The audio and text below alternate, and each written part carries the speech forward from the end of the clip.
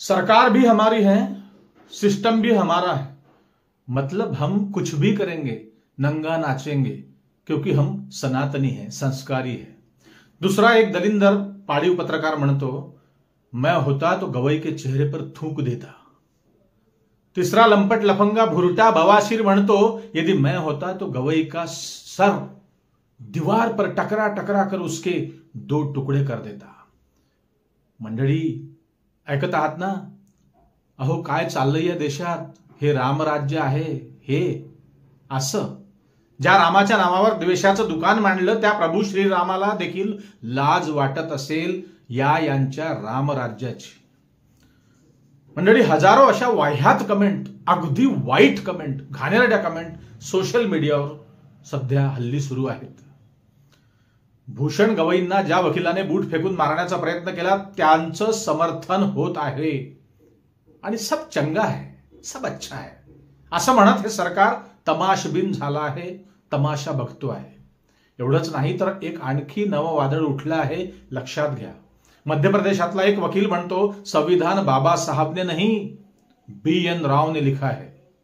तुम्हाला ठाऊक असेल हे BN राव संविधान कमिटीतील एक सल्लागार होते। न्यायमूर्ती भूषण गवईंच्या गळ्यात मळकं बांधून AI ने, आर्टिफिशियल इंटेलिजन्सने तयार केलेले फोटो व्हिडिओ सोशल मीडियावर प्रचंड प्रमाणात व्हायरल होत आहेत। मंडळी या ऍक्शनची रिॲक्शन आणि या रिॲक्शनची गटारगंगा गेल्या 4-5 दिवसांपासून सोशल मीडियावरून वाहत आहे, अगदी वाहत आहे। या देशाच्या स्वातंत्र्यानंतर पहिल्यांदाच आपल्या देशात हे गटार फुटलं असावं असं वाटायला लागलं आहे। याचा सरळ अर्थ असा आहे की जे अनेक वर्ष पोटात होतं यांच्या ते ओठावर आलं आहे। इतकं सगळं बिनबोभाटपणे सुरू आहे सोशल मीडियावर। आणि कोण? सायबर क्राईम पोलीस काही करतायत? काहीच नाही, शांत आहेत, गप आहेत, घाबरलेले आहेत का असं वाटायला लागलं आहे। एकीकडे संशोधक, समाजसेवक, देशाचं नाव जगात रोशन करणारे रेमन मॅग्सेसे पुरस्कार ज्यांना प्राप्त झाला आहे असे सोनम वांगचुक यांना रामभक्त नरेंद्र मोदी यांनी जोधपूरच्या जेलमध्ये फेकलेलं आहे। आणि दुसरीकडे सरन्यायाधीश भूषण गवई यांच्या अंगावर पायातला बूट फेकून मारणारा वकील राकेश किशोर तिवारी आपल्या घरात अगदी ऐटीत बसून मीडियाला मुलाखती देतो आहे। तुम्हाला ठाऊक असेल अग्रवाल नावाचा एक नेता काही वर्षांपूर्वी भर संसदेत म्हणाला, विस्की में विष्णू रम में बसे है राम। हा देवाचा अपमान नाही का मोदीजी? ही विष्णूची विटंबना नव्हती का? या माणसावर काहीच कारवाई झाली नव्हती, काहीच नाही। उलट भाजपाने या माणसाला आपल्या पक्षात घेतलं आणि म्हणूनच हमारे साथ सरकार है, हमारे साथ सिस्टम है, हमारे साथ मोदी जी है, योगी जी है, हमारे साथ अमित शहा जी है असं म्हणणाऱ्या अजित भारतीला 2-3 तासातच नोएडा पोलीस आनंदाने सोडून देतात, कारण त्याला सोडवायला खुद्द भाजपाचा प्रवक्ता पोलीस ठाण्यात जातो। बघा काय चाललं आहे रामराज्य। या सर्व दलिंदरांच्या विरोधात पंजाबमध्ये 50 FIR दाखल झाल्या ठाण्यात। देशातल्या कानाकोपऱ्यातून विरोध होतो आहे, पण महाराष्ट्र सरकार अजूनही शांत बसलं आहे, शांत, मुख गिळून बसलं आहे। न्यायमूर्ती भूषण गवई हे महाराष्ट्राचे, विदर्भाचे आणि अमरावती शहराचे भूमिपुत्र आहेत। देशात प्रथमच एक मराठी माणूस, एक महाराष्ट्रातला व्यक्ती या देशाचा सरन्यायाधीश झाला आहे, परंतु महाराष्ट्र सरकारनं अजूनही आपली चुप्पी तोडली नाही। त्यांना काही देणं घेणं नसावं, कर्तव्य, आपुलकी भान काहीही उरलं नाही।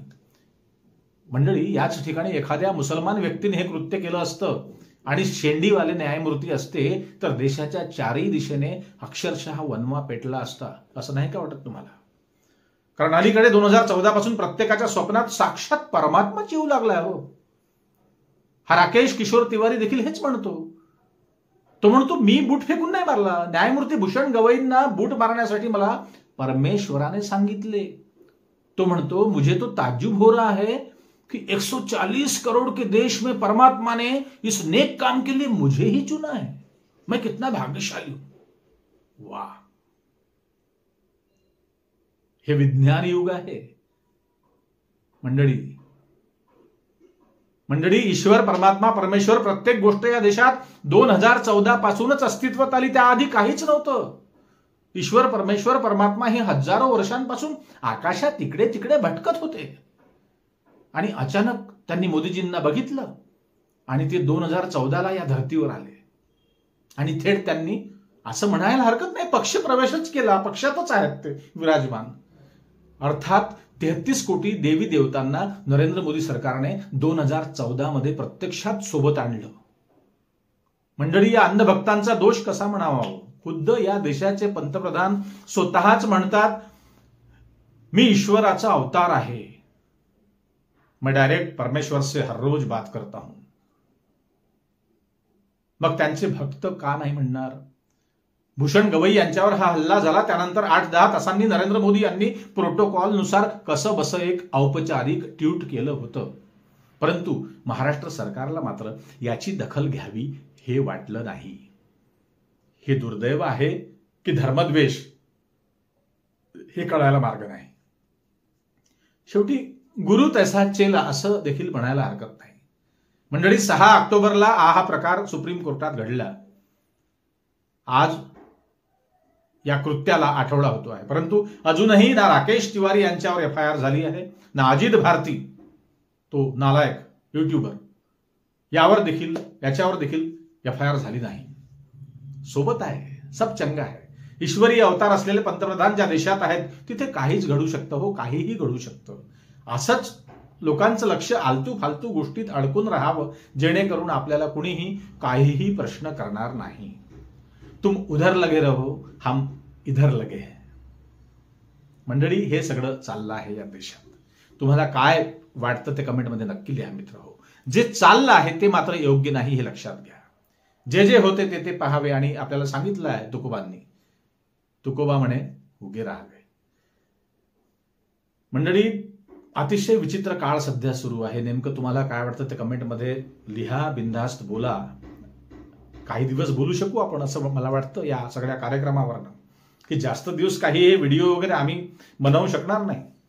FIR तिकडे होणार नाही, FIR इकडे येईल आमच्या डोक्यावरती. मंडळी, आपल्या चॅनलवर नवीन असाल तर सबस्क्राईब केलं नसेल तर चॅनलला सबस्क्राईब करा, ही विनंती आहे तुम्हाला. तुमच्या पाठबळाने हे चॅनल चालतं आणि आमच्यासारखे लोक काहीतरी थोडं फार स्पष्ट बोलू शकतात मित्रांनो. एरवी तर सगळं वातावरण शांत झालं आहे. जास्तीत जास्त लोकांपर्यंत हा व्हिडिओ शेअर करा, वाटलं तर व्हायरल करायचा प्रयत्न करा. आपल्या आप्तेष्टांना, आपल्या मित्रपरिवारात हा व्हिडिओ शेअर करा मंडळी. आणि जास्तीत जास्त संख्येने या व्हिडिओला लाईक देखील करा, ही विनंती आहे.